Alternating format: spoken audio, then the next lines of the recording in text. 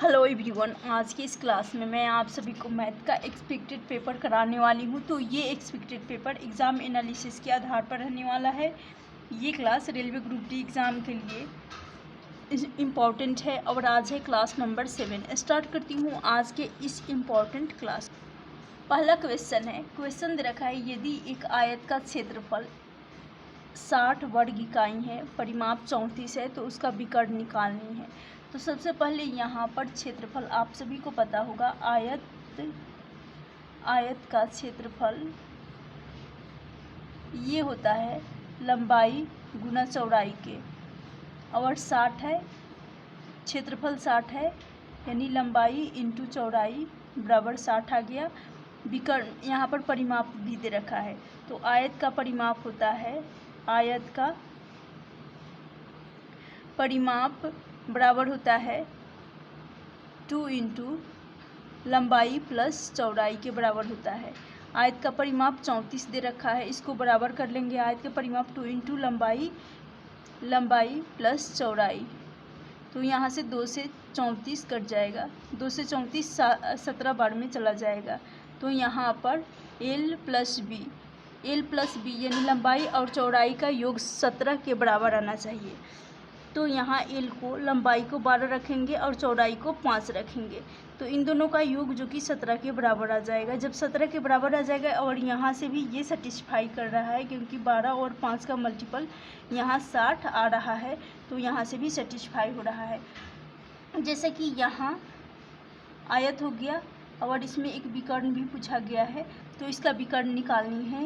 यदि ये भुजा 12 हो गया, तो ये जो कि लंबाई और चौड़ाई का, लंबाई है 12 और चौड़ाई जो कि 5 है, तो विकर्ण अपने आप 13 हो जाएगा, क्योंकि ट्रिपलेट होता है, ट्रिपलेट जो कि 5, 12 और 13 होता है। यदि किसी को नहीं पता होगा तो पाइथागोरस प्रमेय से इसको, जैसे कि यहाँ पर इसको कर्ण मानेंगे, ये हो जाएगा कर्ण, ये हो जाएगा, तो यहाँ कर्ण का स्क्वायर बराबर होता है कर्ण निकालने के लिए यहाँ लंब का स्क्वायर प्लस होता है आधार का स्क्वायर, तो इसको सॉल्व कर लेंगे। यहाँ से आ जाएगा अंडर रूट 12 का स्क्वायर कर लेंगे 44 प्लस 5 का स्क्वायर कर लेंगे 25, तो यहाँ से 5 4 9 6, अब 4 और 2 6, यानी 169 आ रहा है। 169 जब रूट से निकलेगा तो ये 13 का स्क्वायर होता है, तो कर्ण यहाँ से निकल कर आ जाएगा 13, तो पाइथागोरस प्रमेय से भी निकाला जा सकता है।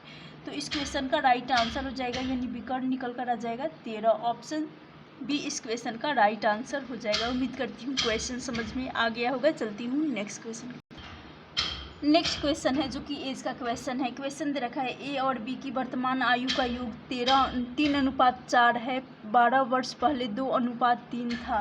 तो ए और बी की वर्तमान एज पूछी गई है। तो यहाँ पर प्रेजेंट एज ए और बी की, ए का है 3 तो बी का हो जाएगा 4। 12 वर्ष पहले, तो यहाँ पर माइनस का 12 और यहाँ पर भी 12 हो जाएगा। 12 वर्ष पहले ये अनुपात 2:3 था।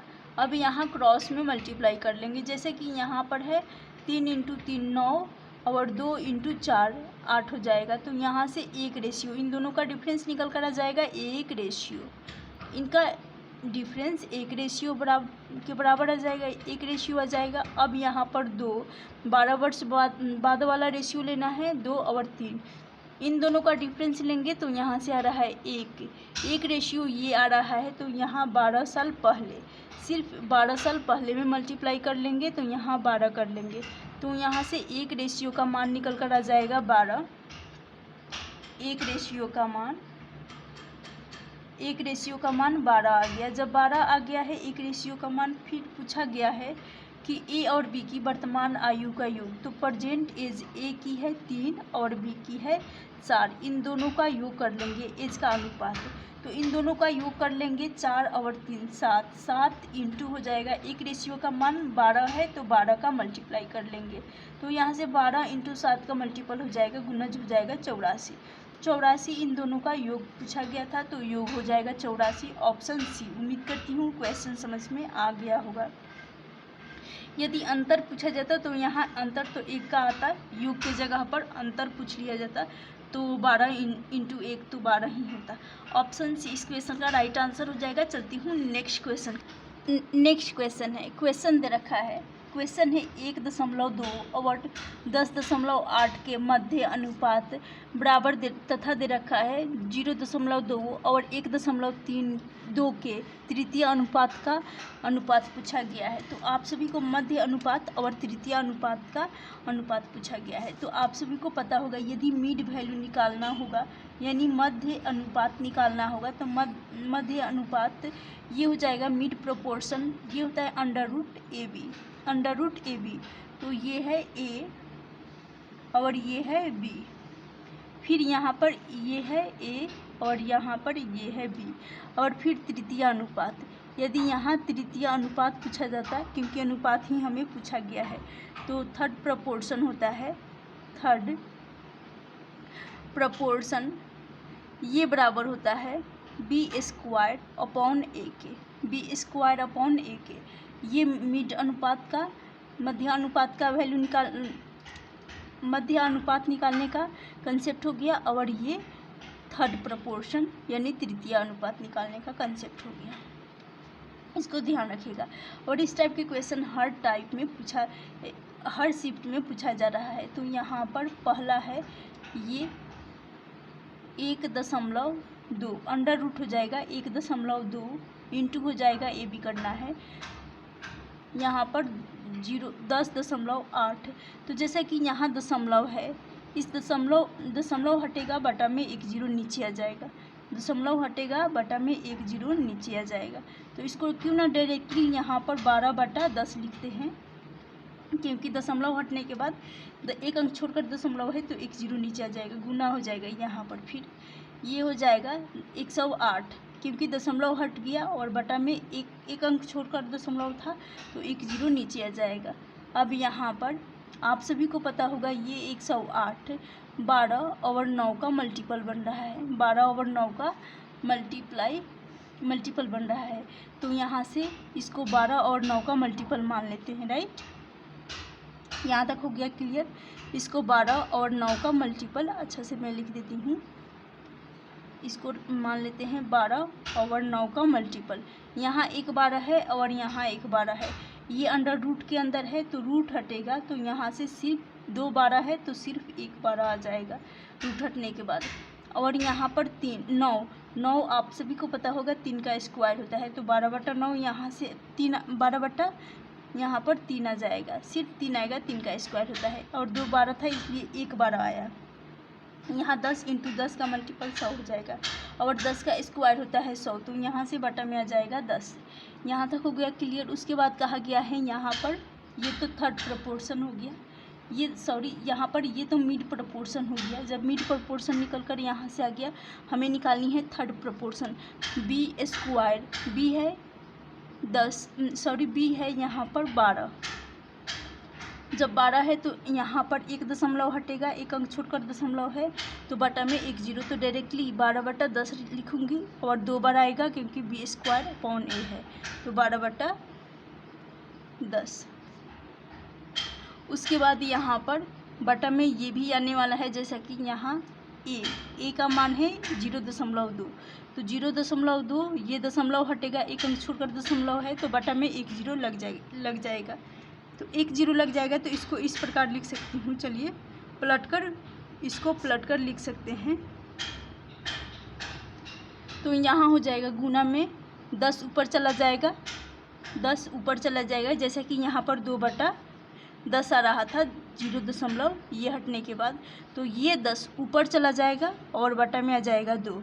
मैं एक्सप्लेन करने के लिए लिखी थी, अब इसको हटा रही हूँ, बटा में आ जाएगा 2 आ जाएगा। अब इसको काट लेंगे, 2 से काटेंगे 6 दूनी के 12, 6 बार में चला जाएगा। उसके बाद यहाँ पर 10 से 10 चला जाएगा, चलिए यहाँ काट लेते हैं ताकि ये समझ में भी आ जाएगा।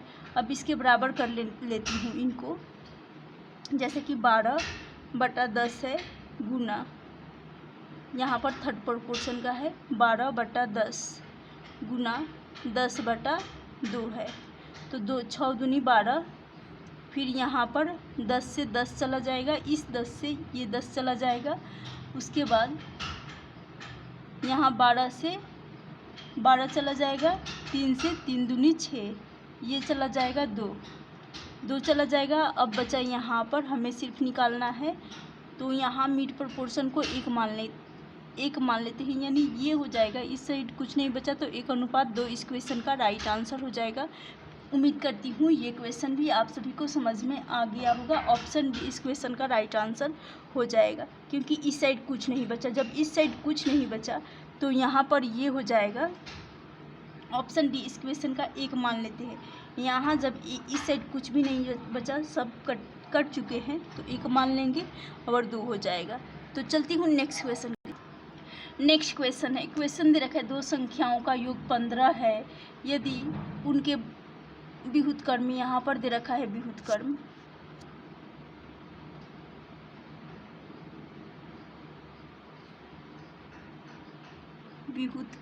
विहुतकर्म का मतलब होता है उल्टा, तो विहुतकर्म 3.10 है, तो दोनों संख्याओं का योग ज्ञात करनी है। यानी उस संख्या, पहली संख्या को x मान लेते हैं और दूसरी संख्या को y, इनका योग दे रखा है 15। यदि विहुतकर्म की बात की जाए तो 1/x हो जाएगा प्लस 1/y हो जाएगा। इनका योग दे रखा है 3/10। अब इनको सॉल्व कर लेंगे, सिंप्लीफाई करेंगे, तो यहाँ से बटा में आ जाएगा xy आ जाएगा, और न्यूमरेटर अंश में आ जाएगा x + y, बराबर हो जाएगा यहाँ पर 3/10, और x का मान है 15, जैसे कि x + y का मान है 15, तो इसको सॉल्व कर लेंगे। ये हो जाएगा 15/10, बराबर कर लेंगे 3/10 के, 3 से काटेंगे तो ये चला जाएगा 5 बार में, ये चला जाएगा 5 बार में, और यहाँ xy रहेगा, ये xy रहेगा। ध्यान दीजिएगा बटा में यहाँ पर, क्योंकि xy था तो xy ही रहेगा। अब इधर सॉल्व करते हैं, तो यहाँ क्रॉस, बटा में ये 10 है और ये 5 है, क्रॉस में मल्टीप्लाई हो जाएगा, 10 × 5 = 50, तो x और y बराबर यहाँ से आ जाएगा 50 आ जाएगा। तो x का मान हम रख सकते हैं 5 और y का मान रख सकते हैं 10। तो यहाँ पूछा गया है दोनों संख्याओं को ज्ञात करनी है, तो पहली संख्या 10 और दूसरी संख्या 5 और दूसरी संख्या 10। ऑप्शन बी इस क्वेश्चन का राइट आंसर हो जाएगा। उम्मीद करती हूँ ये क्वेश्चन भी समझ में आ गया होगा, क्योंकि इन दोनों का मल्टीप्लाई करने पर 50 आ रहा है और इनका मल्टीपल ही चाहिए। चलती हूँ नेक्स्ट क्वेश्चन है ट्रिगोनोमेट्री का क्वेश्चन है। क्वेश्चन दे रखा है sin थीटा बराबर 3/4 है, तो यहाँ पर दे रखा है 16 cos square theta plus 10 square theta का मान हमें ज्ञात करनी है। तो आप सभी को पता होगा sin थीटा ये बराबर होता है, ये 3/4 है, और ये होता है लंब। sin थीटा बराबर लंब बटा होता है कर्ण, लंब बटा कर्ण होता है। तो मैं एक राइट एंगल ट्राइंगल समकोण त्रिभुज बना लेंगे। तो यहाँ से यदि ये साइड है लंब, ये साइड है कर्ण, तो यहाँ से लंब दे रखा है 3 और कर्ण दे रखा है 4 दे रखा है। तो आधार हमें निकालनी है। तो आप सभी को पता होगा आधार हमें नहीं पता है, तो आधार निकालने के लिए ये हो जाएगा अंडर रूट। आधार निकालने के लिए आधार बराबर हो जाएगा अंडर रूट लंब का स्क्वायर कर लेंगे माइनस, आधार निकालने का ये कंसेप्ट होता है माइनस कर्ण का स्क्वायर में से लंब के स्क्वायर को माइनस किया जाता है। ये हो जाएगा कर्ण का स्क्वायर में से लंब का स्क्वायर को माइनस किया जाता है। तो यहाँ से आधार निकल कर आ जाएगा कर्ण का स्क्वायर कर लेंगे 16 हो जाएगा, और लंब का स्क्वायर कर लेंगे माइनस होगा, यहाँ पर लंब का स्क्वायर कर लेंगे 9।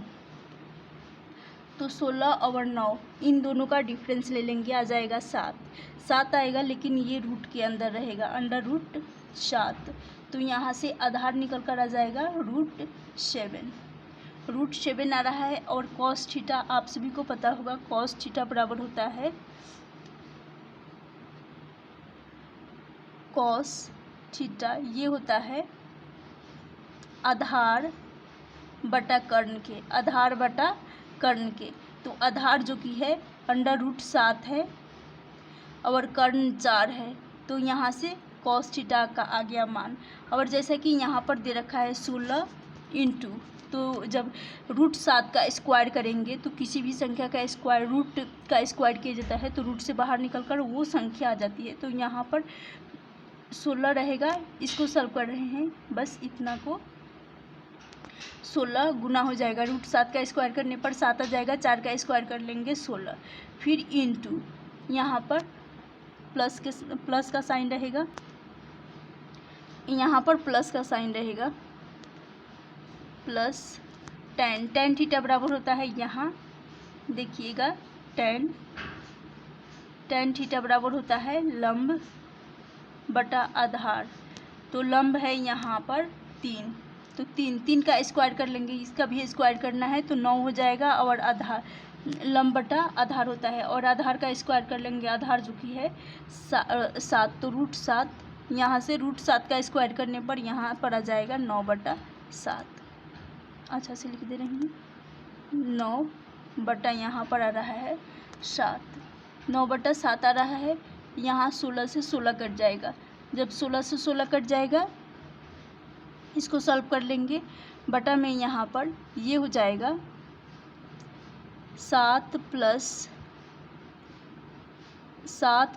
9/7 आ रहा है। क्रॉस में मल्टीप्लाई करेंगे तो ये हो जाएगा 49 प्लस हो जाएगा यहाँ पर 9, 49 प्लस 9/7। जब इसको सॉल्व कर लेंगे तो यहाँ से 9 9 18 और 1 5 58/7 इस क्वेश्चन का राइट आंसर हो जाएगा ऑप्शन ए। उम्मीद करती हूँ ये क्वेश्चन भी समझ में आ गया होगा। कुछ नहीं करना था, यहाँ पर साइन दे रखा था, साइन थीटा का मान 3/4 दे रखा था। 3 होता है लंब और कर्ण जो कि 4 होता है, और हमें आधार चाहिए था, तो पाइथागोरस प्रमेय से यहाँ पर आधार बराबर होता है कर्ण का स्क्वायर माइनस लंब का स्क्वायर, ये रूट के अंदर होता है। तो यहाँ से रूट 7 आ जाएगा आधार जब रूट 7 आ गया तो साइन थीटा लंब बटा कर्ण होता है, कॉस थीटा आधार बटा कर्ण होता है। तो आधार बटा कर्ण यानी रूट 7/4 कर लेंगे कॉस स्क्वायर थीटा, तो यहाँ से 16 इंटू रूट 7 का स्क्वायर कर लेंगे, तो यहाँ पर आ जाएगा 7 आ जाएगा, 7/16, 4 का स्क्वायर करने पर 16 आ जाएगा, 16 से 16 कट जाएगा। तो यहाँ पर सिर्फ कॉस स्क्वायर थीटा का सिर्फ यहाँ पर 7 आ जाएगा। फिर चलते हैं tan थीटा, तो tan स्क्वायर थीटा यानी tan स्क्वायर थीटा लंब बटा आधार होता है, लंब का स्क्वायर कर लेंगे 3 का स्क्वायर करेंगे 9 और उसके बाद आधार है 7, रूट 7 का स्क्वायर कर लेंगे 7 आ जाएगा। तो 9/7 यहाँ पर क्रॉस में मल्टीप्लाई करेंगे 49 हो जाएगा, 49 प्लस 9 58/7 इस क्वेश्चन का राइट आंसर हो जाएगा। उम्मीद करती हूँ ये क्वेश्चन भी आप सभी को समझ में आ गया होगा। गाइज आज का ये सेशन यदि आप सभी को पसंद आए तो प्लीज़ लाइक ज़रूर करना, जो चैनल पर नए हैं चैनल को भी सब्सक्राइब कर लीजिएगा। मिलती हूँ नेक्स्ट क्लास में। Thank you for watching this session.